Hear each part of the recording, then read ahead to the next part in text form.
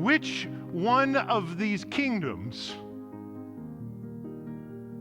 does my perception of the world and my action in the world line up with?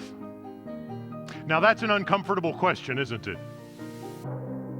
Which one of these kingdoms, fallen Babylon or New Jerusalem? Which one does the posture of my heart reflect? Which one does my life embody more closely?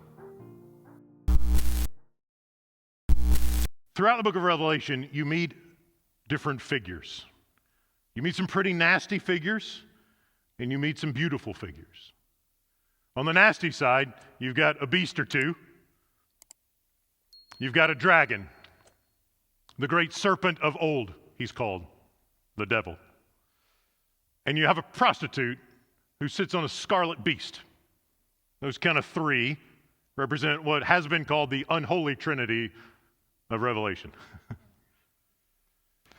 They are representatives of a kingdom, aren't they? And the name of that kingdom in Revelation is Babylon. And Revelation is about God's judgment of Babylon. And later on we'll hear the words, fallen, fallen is Babylon the Great. So let's call that kingdom, we're not the first to call it this, but it's helpful. Let's call it fallen Babylon. And the representatives of fallen Babylon are the beast, both of them, the dragon, and the prostitute. On the other side, we meet a lamb who looks as if he's been slain. And he's standing in the center of the throne of God.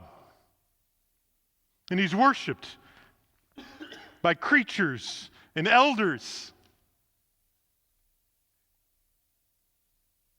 And the whole scene is saturated by the fullness of the Spirit of God. That's another kingdom, isn't it? A different kingdom, unlike fallen Babylon.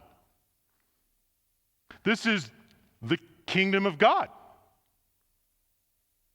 the kingdom of the Messiah.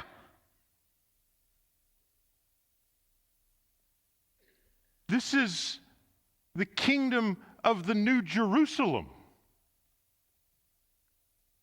And its citizens bear the name of God on their forehead. And so the whole book, Revelation, all the way through, will invite us to consider the contrast between those two kingdoms. What were they called? Fallen Babylon and New Jerusalem. And as we consider the contrast between the two, we're also going to be asked to consider which one of these kingdoms does my perception of the world and my action in the world line up with? Now that's an uncomfortable question, isn't it?